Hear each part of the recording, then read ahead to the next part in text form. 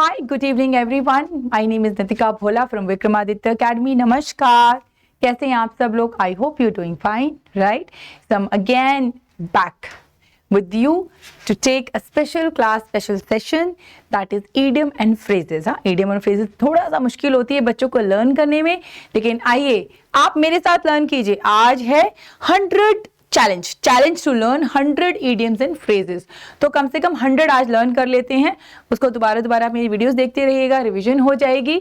और ये स्पेशली मैंने आपके लिए निकाले हैं कंपटीशन एग्जाम के लिए. सारे बच्चे प्रिपेयर कर रहे हैं ना RAMC? I hope you are preparing well. लेकिन special for RAMC students, let's learn idiom and phrases. So first is, so these are some examples with their, sentences. Right? So first is beat around the bush. So beat around the bush का क्या मतलब होता है? To avoid talking about what's important. So हम बहुत ज्यादा फालतू की बातें करते हैं, important चीज टॉक नहीं करते, उसको बोलते हैं beat around the bush. Next is get your act together. So get your act together मतलब be organized. हाँ, so get organized and do things effectively. तो अगर कोई चीजें ठीक से नहीं कर रहा तो हम ये कह सकते हैं get your act together. So it means get your act together का मतलब होता है do things organizedly, right? Next is hit the sack. Hit the sack का मतलब go to sleep. So ये भी हम यूज कर सकते हैं बहुत बार अपने बोलने में. हाँ, सोने चले जाओ यानी hit the sack. Your guess is as good as mine. So I don't know. So the meaning is I don't know. So I don't know का actually idiom phrases क्या होता है? Your guess is as good as mine. It means I don't know, right? Good things come to those who wait. So good thing come to those who wait means have patience. सब्र रखिए, right? Back against the wall. Stuck in a difficult circumstances. कि जब कोई बहुत मुश्किल में फंस जाता है तो वो idiom क्या है? Back against the wall. So stuck in a different circumstances with no escape. जहां भागने की भी कोई गुंजाइश ना हो. ठीक है, तो वो कौन सा idiom है? Back against the wall. Up in the arms. Up in the arms का मतलब क्या है? Being angry. Be angry. जब आप गुस्से में होते हो तो क्या हो जाते हो? Being grumpy or angry about something. बहुत जब आपको गुस्सा आता है तो क्या बोलते हैं उसको? Up in the arms. मतलब up in the arms मतलब you are angry, right? Scrape the barrel. तो scrape the barrel क्या है? Making the most of the worst situation. हाँ, things because you can't do anything about it. और जब आप किसी सिचुएशन में फंस जाते हो और आप कुछ कर नहीं सकते, सिर्फ उसे वर्स्ट करते हो और सिचुएशन को बुरा बना देते हो, that is scrape the barrel, right? Burn your boats. अरे वाह, क्या idiom है? Burn your boats. तो burn your boats का मतलब है doing something that makes it impossible to go back to the original state. Right यानी कि बर्न योर बोट्स कि आप कुछ ऐसा कर रहे हैं doing something that makes it impossible, यानी कि उसको करना थोड़ा मुश्किल लग रहा है और आप वापस से उसको करते करते बेसिक्स पे चले गए, राइट? ब्रेक फ्रेश और न्यू ग्राउंड का मतलब doing something that never has been done, जो पहले कभी नहीं हुआ. सो ब्रेक फ्रेश का मतलब होता है ब्रेकिंग थ्रू, जो पहले नहीं हुआ और आज आपने उसको कर दिया, right? Sell like hot cakes. So quick selling को क्या बोलते हैं? Sell like hot cakes. तो मतलब जैसे कि अगर आप केक्स बेच रहे हैं, ये इडियम क्यों है? क्योंकि अच्छे केक्स तो जल्दी बिक जाते हैं. तो सेलिंग क्विकली को क्या बोलते हैं? Sell like hot cakes. Run around in circle. So putting efforts into something that is not worthwhile, जिसका कोई रिजल्ट अच्छा नहीं होगा, उस पर अपना एनर्जी वेस्ट करना, right? So run around in circle. तो रन अराउंड इन सर्कल मतलब आप देखिए यहां से आपने घूमना शुरू किया, घूमते रहे मतलब आप एक चीज के पीछे भाग रहे हैं जिसका कोई मीनिंग ही नहीं, जिसका कोई वर्थ ही नहीं है, right? Now on cloud 9. So very happy. ये तो हम बहुत बार यूज भी करते हैं ना. हाँ, I am so happy, I have achieve और maybe I have got my target done. I'm on cloud 9. ऐसे बोलते हैं ना, I'm on cloud 9. मैं तो बहुत यूज करती हूँ अपनी कॉन्वर्सेशन में cloud 9. तो मतलब बहुत खुश होना, very happy, very excited. Left out in the cold. So left out in the cold यानी कि आपको ठंड में छोड़ दिया गया. इट मीन्स कि ठंड में छोड़ दिया गया नहीं, it means you are ignored. हाँ, आपको इग्नोर किया जा रहा है. So the meaning of this is left out in the cold मतलब being ignored, right? Blow hot and cold. Blow hot and cold का मतलब क्या होता है कि आप इनकंसिस्टेंटली जो है वो मूड्स के बीच में होते हैं, एक्शंस के बीच में होते हैं. So the meaning is alternate inconsistently between moods and emotions और actions. Cut corners. Cut corners का मतलब होता है कन्नी काटना, हमने सुना होगा ना बहुत बार, हिंदी में बहुत सारे लोग भी बोलते हैं कट कॉर्नर। सो इसका मतलब होता है doing something in easier and in expensive manner. जब हम कुछ भी जो है बहुत एक्सपेंसिव मैनर में करते हैं, बहुत ईजिएस्ट तरीके से करते हैं, उसको बोलते हैं cut corners, right. Next is boil the ocean. Boil the ocean का मतलब होता है टेकिंग अप ऑलमोस्ट इम्पॉसिबल और ओवरली एम्बिशियस प्रोजेक्ट, यानी कोई भी ऐसा एक आपने एक ऐसा प्रोजेक्ट ले लिया जो कि बहुत इम्पॉसिबल है या ओवरली एम्बिशियस प्रोजेक्ट है, तो उसको लेना का मतलब होता है बॉयल द ओशन, क्योंकि आप ओशन को बॉयल नहीं कर सकते, बहुत इम्पॉसिबल गोल है, तो इसीलिए taking impossible goal means boil the ocean. Keep an ear to the ground, staying informed and update about something. So keep an ear to the ground. So keep an ear to the ground means you are stayed informed. You should know everything. You should be informed about something, or maybe updated about something, right? Eat like a horse. So eat like a horse का मतलब है eating to excessively, है ना। तो अगर आप बहुत ज्यादा खा रहे हैं तो हम कौन सा इडियम वहां पे यूज करेंगे? You are eating like a horse. So eating like horse means eating too much, eating excessively, बहुत ज्यादा खाना, ओवरली खाना, right. Snowball effect. Snowball effect का मतलब होता है an aspect of momentum in every event and how they build upon each other. So excess of, so aspect of a momentum in every event, right? Next is in for a penny, in for a pound. In for a penny, in for a pound means that someone is intentionally investigating his time or money. जब investigation को intentionally कर रहा है, जानबूझ के कर रहा है, क्या टाइम और मनी को इन्वेस्टिगेट कर रहा है, राइट। एग्जाम्पल में यहाँ लिखा है when athlete was booming, Jim was in for a penny and in for a pound. That's how much dedicated he was. Right? A bird in the hand is better than two in the bush. So a bird in the hand is better than two in the bush का मतलब होता है an opportunity in hand and currently is better than a prospect in the future, right? A opportunity in the hand, right? And the example is the detective apprehended 3 criminals and saw other one running but didn't chase him because she knew a bird in one hand is better than 2 in the bush. ठीक है, यानी 3 चोर थे, 3 पकड़ लिए, एक लेकिन भाग गया, तो उसको लगा कि जो मेरे पास अभी अपॉर्चुनिटी है मेरे हैंड में वो ज्यादा बेटर है उस चौथे को पकड़ने के, नहीं तो ये भी हाथ से जाएगा, right.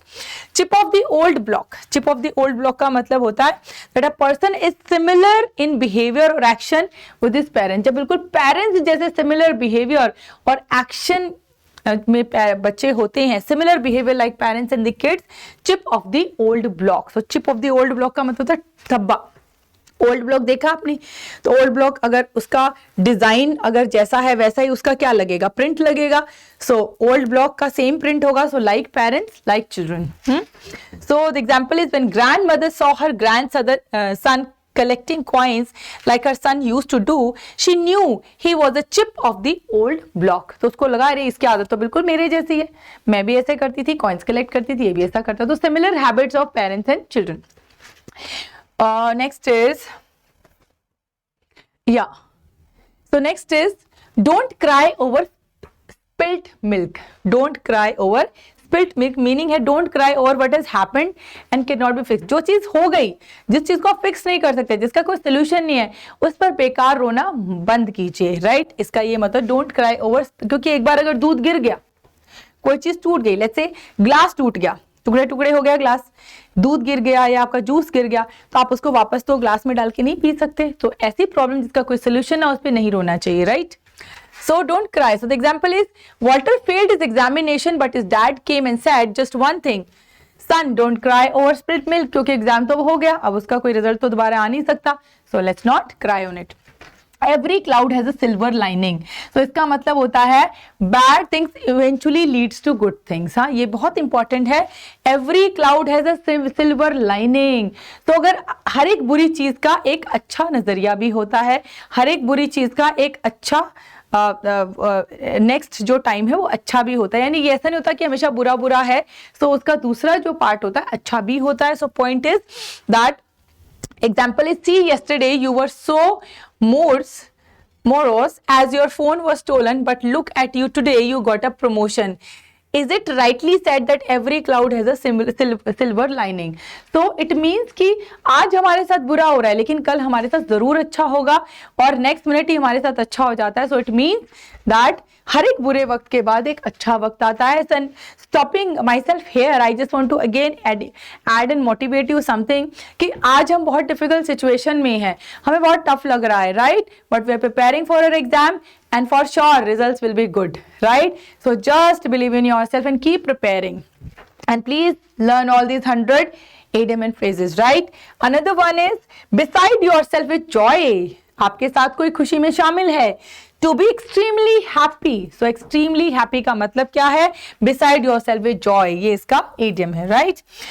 I can see that you are beside yourself with joy on being selected for the job. Congratulations. So ऐसे sentences में इस idiom phrase का use होता है, right? Fair and square मतलब be direct और fair. बिल्कुल सामने बोलना. So direct का मतलब होता है जब आप सामने बिल्कुल बोल देते हो, जैसे हम कहते हैं ना बड़े मुंह फट है, right? एकदम से जो दिल में होता है सामने बोल देते हैं. सो बी फेयर, जो बोलना है क्लियरली बोलना है, बिल्कुल सामने बोला है, that is fair and square. कि भाई मेरी टीचर बिल्कुल फेयर एंड स्क्वायर है, जो दिल में आता है बोल देती है very clearly, right? So to tell you fair and square, I did everything that I was meant to do but I still feel unfulfilled, right? Now next is having an ace up the sleeve. इसका मतलब होता है having an advantage that is currently being unheld for future purposes. An example is Brian kept quiet at the board meeting who knew he had an ace hidden up his sleeves the whole time, right? Another is a black sheep. So black sheep तो आपने बहुत बार सुना होगा. So इसका मतलब होता है being a disgrace for the family. Family के लिए क्या होना? Disgrace होना. So means a black sheep. So example इसका देख लेते हैं. They don't talk about Olive anymore. Turns out he was the black sheep for the family. He married someone else while he was still arranged to his fiancé. So जब family के लिए जब आप एक कुछ बुरा काम करते हैं तो शायद इस idiom का यूज होता है black sheep. Hook, line and sinker. So hook, line and sinker का मतलब होता है डूइंग समथिंग और trying something to achieve with thoroughness और पैशन. जब हम कुछ करने के लिए बहुत पैशनेट हो जाते हैं, हाँ, when we are passionate doing something, हम बहुत पैशन के साथ, बहुत ही इंटरेस्ट के साथ कोई चीज करते हैं तो वहां पे इस idiom का यूज होता है hook, line and sinker, right? Hook, line and sinker. So we are targeted what we want, right? And the example for this is I've set my mind to go through the spreadsheets by Monday and I'm working for it. Hook, line and sinker, right? Looking to your laurels. So looking to laurels का मतलब होता है not be lost in your achievements and losing the sight of what is supposed to happen. कई बार क्या होता है हम बहुत कुछ अचीव कर लेते हैं ना, अचीव करने के बाद सपनों में खो जाते हैं, बस मैंने अचीव कर लिया, but we missed out what is going to happen, right? So not to be lost in your achievement and losing the sight of what is supposed to happen, कि क्या होने वाला है वो सब उसका फोकस छोड़ देते हैं. The example is look to laurels but do not rest on it, right? Bear a grudge. So bear a grudge का मतलब होता है to continue feel angry, unfriendly with someone, यानी कि अपनी लड़ाई को आगे बढ़ाना, राइट?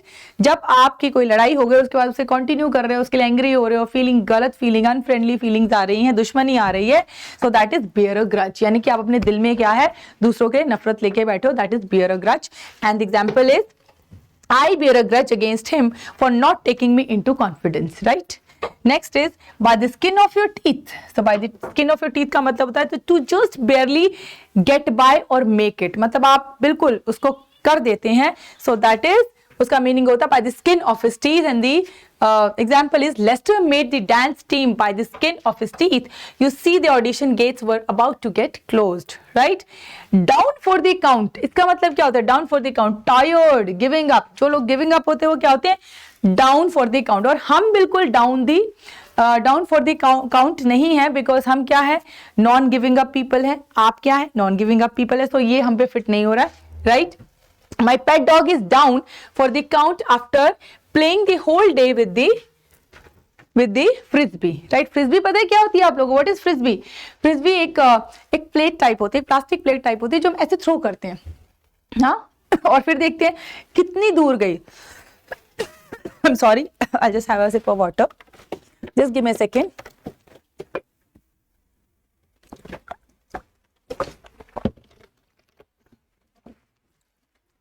तो फ्रिस्बी होती है अ प्लास्टिक प्लेट, ऐसे हम खेलते हैं ग्राउंड में और हम ये चेक करते हैं कि स्ट्रेंथ कितनी है हमारे हैंड्स में, how far we can throw it, so that is frisbee.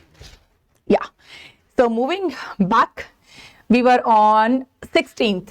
So the another one is draw the line. So draw the line का मतलब होता है to stop before a point. हम एक कहते हैं ना लक्ष्मण रेखा हमने खींच दी, एक लाइन ड्रॉ कर दी. So that is to stop before a point where something okay gets not okay, right? हमें लगता है कि आगे जाना हमारे लिए खतरनाक है. And the example is, hey buddy, that's enough. Draw the line before someone comes and beats you to a pulp, right? Easier said than done. So easier said than done का मतलब होता है not at easy at is appear. मतलब कुछ भी जो दिखने में आसान लगता है पर उतना आसान नहीं होता, ये इसका मीनिंग है easier said than done. ठीक है, यानी कि जो दिखता है पर वो इतना आसान नहीं है. हमें लगता है ये आसान है करना बट वो उतना आसान नहीं है. Example is listen, losing weight is easier said than done. Many people lack commitment, right? और अगर किसी को वेट लूज करना है तो दिखने में आसान लगता है, हम जुम्बा कर सकते हैं, एक्सरसाइज कर सकते हैं, but it is not easy, right? So we can fit this idiom there. Break a leg, saying good luck to someone. So break a leg का मतलब क्या होता है? Saying good luck to someone. Example is, hey buddy, it's time for you to get on the stage and present your monologue. Break a leg, right? Up a creek without a paddle. So इसका मतलब होता है in an unlucky situation. So unlucky situation का मतलब हम जहाँ पे unlucky situation की बात आती है, we can use this. Up a creek without a paddle. And the example is, Dan tried to dine and dash yesterday at a Chinese place, but he was stopped by a waiter's guess he was up a creek without a paddle yesterday, right? So let's move further. Another one is give it a whirl. So give it a whirl का मतलब है to give something a try. When you try new things, so trying something new is give it a whirl. So I'm absolutely terrified of skydiving, but I think once in my life I will give it a whirl. मैं उसको एक try जरूर दूंगी, right? Another is fish out of water. So fish out of water का मतलब होता है to make ourselves out of some our comfort zone. ठीक है? So coming out of our comfort zone means fish out of water, because अगर fish पानी से बाहर आएगी तो ऑफ कोर्स उसे काफी घबराहट हो गई, उसकी सांस कम हो जाएगी, तो कंफर्ट जोन से बाहर आ जाएगी. So it has a similar meaning, right? And the example is Tom felt like a fish out of water when his girlfriend took him to a Star Wars convention in Los Angeles. Another one is in the fast lane. In the fast lane का मतलब होता है when life is full with excitement. Life is filled with excitement. जब जिंदगी full excitement से भरी होती है तो उसको बोलते हैं in a fast lane, कि मेरी जिंदगी जो तेजी से बढ़ रही है, तेजी से रफ्तार कर रही है. So it means your life is growing. When Chris turned 40, he decided to live his life in the fast lane and quit his job for his hobbies. Right? Another is go the extra mile. So go the extra mile का मतलब होता है extra effort करना, to make extra effort, right? So making an extra effort means to go the extra mile. And the example is he was willing to go the extra mile for the love of his life, right? Snug as a bug in a rug. Very interesting. काफी rhyming है ये, है ना? Snug as a bug in a rug. बहुत interesting है. तो the meaning is warm and cosy, यानी कि जब आप बहुत वार्म एंड कॉजी की बात करते हो तो आप ये वाला आइडियम यूज कर सकते हो, snug as a bug in a rug. And example देख लेते हैं, the baby looks as snug as a bug in a rug next to her mother, right? Another one is step up your game. So step up your game का मतलब to start performing better. So when you start performing better, it means you're doing step up your game, right? The example is Jennifer better step up her game if she wants to make big in basketball, right? So let's move further. To not to see the wood for the trees. So it means to be so involved in tribal matters. जो भी आपके matters होते हैं आप उसमें इतना important हो जाते हो that you don't get the important facts. हाँ, कि आप किसी चीज के अंदर कि कोई भी अगर आप कोई भी प्रोजेक्ट करे, कोई भी काम करे, you get so much of involvement in that you forget about what is important and you don't get the important facts, right? The example is he always argues on the slightest topics. It's like he can't see wood for the trees, right? Lose your marble. जैसे हम लड़ाई करते हैं ना, तो लड़ाई करते करते क्या होता है कि जो मेन लड़ाई का मुद्दा होता है वो भूल जाते हैं, बट इतना इन्वॉल्व हो जाते हैं कि लड़ाई कहाँ से शुरू हुई लेकिन वो पहुंच कहाँ गई ये नहीं पता। सो जो इंपॉर्टेंट फैक्ट्स हैं वो मिस आउट हो जाते हैं, लेकिन इन्वॉल्वमेंट ज्यादा हो जाती है। So this is the meaning of this idiom, to not to see the wood for the trees. Lose your marbles to go insane, right? And the example is, our mailman has lost his marbles. Every day he drops Mr. Smith's mail on our door, right? Another is straight from the horse mouth. इसका मतलब होता है directly from the persons involved. Directly from the person involved. So, अगर आप किसी के साथ involve हैं, डायरेक्टली उस पर्सन से आपका क्या है, एक इन्वॉल्वमेंट है, उसको बोलते हैं straight from the horse mouth, right? And the example is listen to the news straight from the horse mouth, his factory burned down right in the front of his eyes, right? जब directly आप किसी से कोई चीज सुनते हैं, कोई information collect करते हैं, किसी के साथ डायरेक्टली इन्वॉल्व होते हैं, तो उसको बोलते हैं straight from the horse mouth. Crying wolf, to ask for help when you don't need it, मतलब किसी को पागल बनाना, आपको हेल्प की जरूरत नहीं है लेकिन फिर भी आप किसी से हेल्प के लिए क्राई कर रहे हैं, क्रिब कर रहे हैं, so that is crying wolf. मतलब आप बहुत चालाक हैं, क्योंकि वॉल्फ का जनरली जो सेंस है चालाक लोगों के लिए होता है, right? So example is you have a cried wolf so many time that no one believes you now. अब तुम पे कोई बिलीव नहीं करता क्योंकि हर बार तुम क्या करते हो, क्राइज वॉल्फ करते हो, right? Another is palms off. तो पाम्स ऑफ का मतलब क्या होता है, pass off something is genuine, pass off something which is genuine, right? This shopkeeper always palms off old stock to the customers, right? Has bigger fish to fry. Has bigger fish to fry का मतलब होता है has more important to do something. जब आप किसी चीज को बहुत इंपॉर्टेंस देते हैं तो उसको बोलते हैं bigger fish to fry. And example is please don't bother me today with any calls. I have bigger fish to fry. मतलब आज मेरा बहुत इंपॉर्टेंट काम है, जैसे हम बोलते हैं ना don't bother me today. I am going to be in my room. I have an important call. I have an important office work. तो हम क्या बोलेंगे उसकी जगह, क्या बोल देंगे, I have bigger fish to fry, right? Look before you reap. So calculate the risk before starting anything. मतलब कोई भी आप काम करना शुरू कर रहे हैं, starting a business or start doing anything. So if you're calculating the risk before you doing or taking any action, means look before you leap, right? And the example is you can't just sell all of your shares when the market is low. Look before you leap. Trump is coming tomorrow. It is possible the shares will grow. On thin ice, अभी ये भी बहुत प्यारा सा एक idiom है। On thin ice का मतलब होता है इन अ प्रीकेरियस और risky situation. So risky situation वाला अगर कोई आपका सेंटेंस है तो वह हम ये यूज कर सकते हैं on thin rice, thin ice, not rice, thin ice. तो थिन आइस मतलब अगर कहीं पे भी आइस अगर हल्की होगी तो अंदर जा सकता है आपका पैर, ठीक है, टूट सकती है, तो chances of risk are higher side, right? So Andy played hooky from work for a week saying he was sick. Now his boss said that he is on very thin ice, right? Play devil's advocate. So play devil's advocate. So to argue करने को क्या कहते हैं, to play devil's advocate. तो मतलब devil's advocate का क्या मतलब है, एक तो devil मतलब बुरा व्यक्ति, ठीक है, devil मतलब राक्षस कह सकते हो आप, और राक्षस का एडवोकेट सोचो कितना और ज्यादा बुरा होगा, right? So to play devil's advocate का मतलब होता है आर्ग्यू करना, यानी एक चीज को बढ़ावा देकर उस पर बातें करना। So to argue just for the sake of it, अपने फायदे के लिए when you keep arguing it, so that is to play, you are playing devil's advocate. So he was not agreeing to back off as he was playing devil's advocate, right? Another one is rain on someone's parade, ठीक है? So rain on someone's parade का मतलब होता है to spoil a moment, किसी भी एक अच्छे खासे इवेंट और मोमेंट को खराब करना, टू स्पॉइल। और एग्जांपल क्या है, he told his wife that he doesn't want to rain on her parade but they had to shift their vacation dates, right? मतलब मुझे खराब नहीं करना है ये situation but we want to shifted.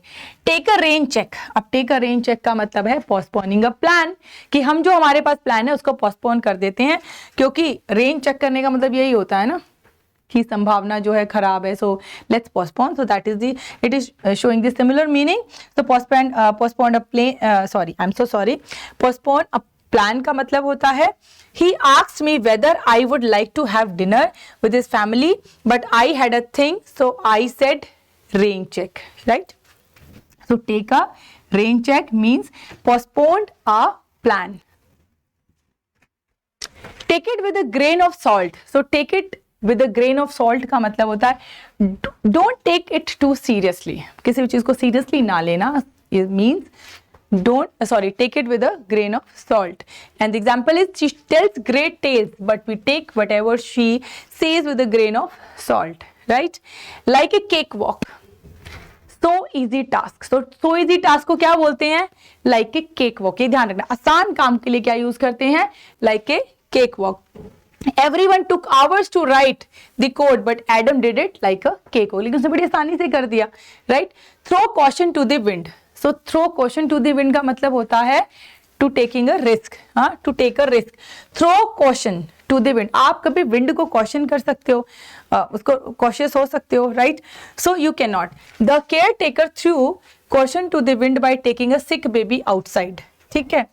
Penny wise and pound foolish. So penny wise, pound foolish का मतलब होता है careful in trivial matters but wasteful or extravagant in large matters. So example is that man eats ramen noodles daily for dinner, but for his dog he threw a big party. He is indeed penny wise and pound foolish, right? Another is the whole 9 yards. The whole 9 yards, right? So everything all the way. So everywhere all the way is the whole 9 yards. I want to know everything there is to know about this merger, the whole 9 yards of the deal. मतलब मुझे ये जो deal में करने जा रहा हूँ इसके पूरे 9 यार्ड, मतलब उसके बारे में सब कुछ जानना है. एवरीथिंग का मतलब होता है whole 9 yards. Yes, ठीक है. So I think the last one is which I'm taking here. The best thing since sliced bread. A really good invention. जब कोई भी एक अच्छी invention की बात होती है तो यहाँ पे हम ये वाला idiom यूज करते हैं. The best thing since sliced bread. And the example is Bluetooth is officially the best thing since sliced bread. So it's a very good invention. So Bluetooth is a very good invention. It is helping people to it is actually helping people in many ways, right?